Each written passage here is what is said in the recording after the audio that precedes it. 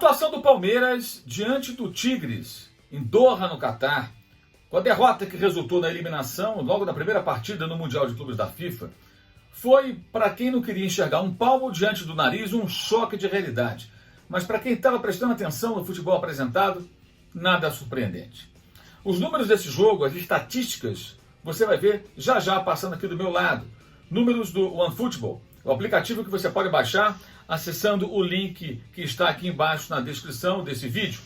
No OneFootball você pode acessar estatísticas em tempo real, números de campeonatos de futebol do mundo inteiro e também assiste com imagens, evidentemente, jogos de futebol ao vivo. Isso mesmo, ao vivo. A Bundesliga, partidas que tem, por exemplo, narração de Dudu Monsanto, comentários de Gerd Wenzel, e eu estou no Campeonato Francês, nas partidas do PSG, nos jogos também da equipe do Lyon, do Lucas Paquetá, o PSG de Neymar, e tantos outros compromissos da Ligue 1, com Rob Porto, com Marcos de Vaga, na narração dessas partidas pelo OneFootball, que você pode, repito, fazer o download do aplicativo, acessando aqui o link aqui embaixo na descrição desse vídeo. Vá lá e faça o download se você ainda não fez, logo após esse vídeo, essa análise, esse comentário da derrota palmeirense por 1-0, num jogo que o Palmeiras apresentou muito pouco, criou muito pouco, praticamente não exigiu do goleiro adversário. Teve o goleiro Everton em grande fase, salvando a equipe de sofrer 1-0, pelo menos nos primeiros 45 minutos, e acabou perdendo por 1-0 com o gol do Gignac de pênalti, que decretou uma eliminação justa.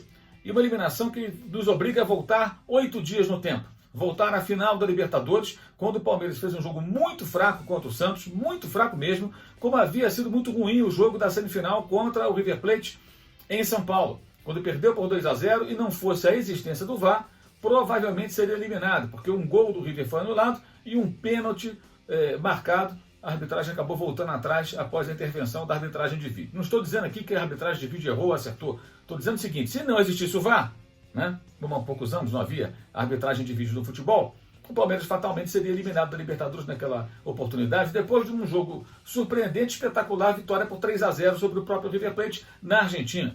Então ali o time mostrou as suas deficiências de forma muito clara, era inequívoco isso. Só quem não quer enxergar, não enxerga. Era muito claro que o Palmeiras do Abel Ferreira é um time reativo e é um time, como eu venho dizendo há muito tempo, para a revolta de alguns palmeirenses que ficam zangadinhos e tal, que o time não tem repertório. Dizer que o time não tem repertório não significa que não possa vencer. Ele pode ter um repertório pobre, uma forma só de jogar praticamente e conseguir vitórias e conseguir títulos.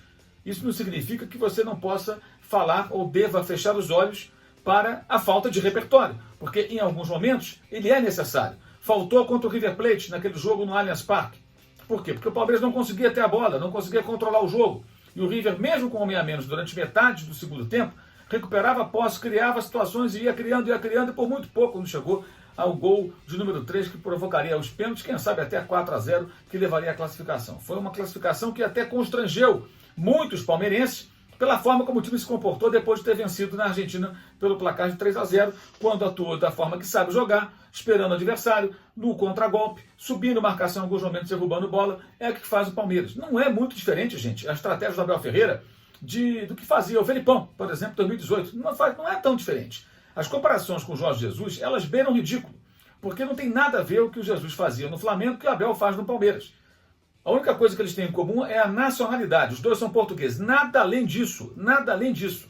Pelo menos pelo que o Abel apresentou até agora. Isso não quer dizer que o Abel jamais irá apresentar algo diferente, que ele não poderá fazer um trabalho mais sofisticado. Não. É apenas uma análise do que nós já vimos até agora. Não é uma previsão do futuro. Nem ninguém está aqui sentenciando. Jamais fará isso, jamais fará aquilo. É um jovem treinador.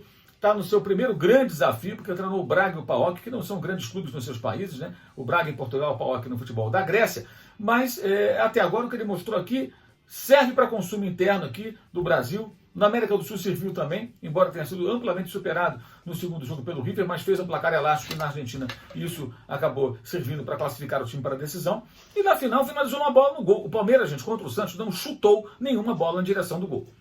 A única finalização certa foi a cabeçada que resultou no tento do título. Um título merecido, ganhou de forma limpa. Isso não é o que está em discussão. Mas é necessário discutir o futebol jogado, a qualidade do jogo, a diversidade do jogo. Podemos justificar até o fato de Abel Ferreira não ter conseguido ainda fazer o Palmeiras jogar de formas diferentes, com posse de bola, sem posse de bola, mais reativo, mais proativo. Podemos discutir isso tudo e justificar isso tudo. Não teve tempo, ele chegou aqui no começo, na virada de outubro para novembro, então novembro, dezembro, já 3 meses de trabalho e mais alguns dias, é muito pouco. Ele teve uma ou duas semanas, me parece, de períodos livres aí para treinar. É muito pouco, é evidente que é. É claro, a gente entende isso. Mas analisando o jogo apresentado, a gente não pode falar, ele não teve tempo, então... Não, ele não teve tempo e o jogo é esse. Quando tiver tempo, o jogo vai melhorar? Vai ser mais diversificado? Se for, falaremos isso, ora bolas. Mas, por enquanto, o que foi apresentado serviu para ganhar uma Libertadores, pode servir para ganhar uma Copa do Brasil. Isso até escancara o baixo nível do futebol praticado no Brasil, depois de uma subida em 2019, como caiu, pela interrupção dos 2 trabalhos consistentes, que eram o Santos e Sampaoli e o Flamengo de Jorge Jesus. Eles foram interrompidos, os 2 trabalhos, com as saídas dos 2 treinadores. Os 2 clubes, os 2 times regrediram, o Santos e o Flamengo, na forma de jogar. O Santos ainda conseguiu chegar à final da Libertadores, mas, na minha opinião, jogando futebol inferior ao que jogava com o Sampaoli, mas foi bastante para no mata-mata avançar. Na final, saiu da sua natureza e acabou perdendo, não jogou nada, né? O Santos não foi o Santos de outras jornadas naquela final com o Palmeiras. Mas o fato é que, no geral, o futebol apresentado no Brasil voltou muitas casas em 2020, temporada que invade o ano de 2021. E o que nós estamos vendo é o quê? Um campeão que não tem repertório. Não tem repertório, só sabe jogar de uma maneira. E quando o adversário assume a vantagem no placar e obriga o Palmeiras a ter que assumir o jogo, ter a posse de bola, controlar o jogo, criar, o time não consegue. Falta material humano? Não, não falta material humano. Falta treinamento e uma definição de uma outra proposta de jogo. E para isso precisa de tempo? Então vejamos quando o Abel Ferreira tiver tempo. Por enquanto, não tem isso. Não apresenta isso e é o que explica a derrota para o River Plate, que quase custou a eliminação, que seria um vexame pela forma como o Palmeiras entrou em campo com uma vantagem de 3-0 construída do jogo disputado na Argentina contra o River Plate. E essa derrota que foi justíssima. O Palmeiras não ameaçou o time do Tigres. Olha que o Tigres não é nenhum timaço sensacional. É uma boa equipe, com muitos investimentos, tem bons jogadores e tudo mais, mas não é uma coisa do outro mundo. Então, o Palmeiras nem chegou no confronto contra o Bayern de Munique, quando tentaria superar o campeão europeu. Detalhe importante, na temporada de 2019, houve muita discussão sobre o troféu de igual para igual. O Flamengo ganhou o troféu de igual para igual. O Flamengo fez, sim, um jogo de igual para igual em muito tempo, em longos períodos do confronto contra o Liverpool, que era o melhor time da Europa, como o Bayern hoje foi campeão também, agora recentemente europeu, como o melhor time do continente. Mas o Flamengo jogou bola, o Flamengo não ficou só se defendendo. Isso é relevante, gente, independentemente de você torcer ou não para o Flamengo. Lembre aquele jogo, reveja se tiver oportunidade. O Flamengo teve mais posse de bola, o Flamengo criou, não finalizou tanto, por quê? Porque enfrentou um time muito bem treinado, um time superior, que óbvio que o Liverpool superior ao Flamengo, naquele momento já era evidente, e não conseguiu furar o bloqueio defensivo quando o Liverpool se defendia muito bem. O Liverpool teve melhores chances, mereceu a vitória, acho até que deveria ter vencido no tempo normal, só venceu na prorrogação, né? Mas o Flamengo jogou, teve a bola, controlou o jogo em alguns momentos, o Klopp chegou a ficar irritado na beira do campo em algumas passagens do jogo. Então o Flamengo praticou um futebol interessante, jogou bola, não ficou só ali acuado, se defendendo. E isso é relevante por se tratar de um time sul-americano. Os argentinos na imprensa, inclusive, aqui do país vizinho, até destacaram isso na oportunidade. E o que vimos agora? O Palmeiras que não consegue fazer nada parecido. Essa discussão, gente, tem que estar muito além do clubismo. É uma discussão sobre a qualidade do jogo. Como um time de futebol entra em campo para enfrentar uma outra equipe, sendo essa equipe superior tecnicamente. Porque é óbvio que os campeões da Europa, a não ser quando o campeão europeu é um time que ganhou ali sem ser o melhor, que acontece no mata-mata, né? Já houve antes. Mas quando é uma boa equipe, é muito difícil de vencer, é quase impossível, é uma missão terrível. Mas nós vimos na temporada anterior o time brasileiro, o representante sul-americano, enfrentando de uma maneira organizada e desafiando o campeão europeu. Não foi capaz de vencer, mas teve o jogo. Então o troféu de igual para igual tem o seu valor. E o Palmeiras, campeão legitimamente da Libertadores, não conseguiu sequer se habilitar para disputar o troféu de igual para igual com o campeão europeu. E não conseguiria fazer o jogo. Se fosse avançar, se avançasse passando pelo Tigres, o Palmeiras ia jogar fechado, trancado, retrancado contra o Bayern. É evidente, porque não foi preparado para isso. O Abel será capaz? É isso que o Palmeiras quer? É isso que o Abel vai tentar fazer? Ele conseguirá? O tempo vai dizer. O fato é, jogando esse jogo reativo, jogando só se defendendo, dependendo de bola longa, lançamento lateral na área, você consegue chegar até uma determinada página.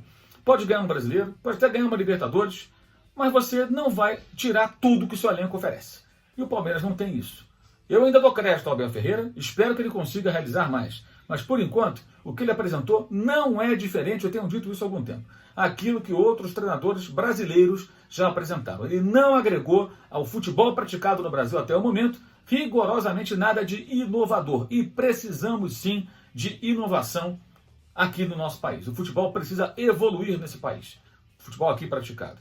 E o Abel ainda não conseguiu. Tomara que consiga.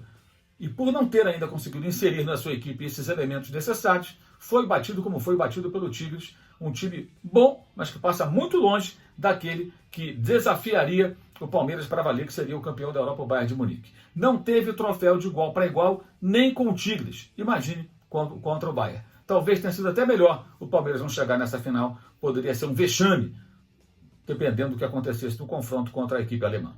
Saudações!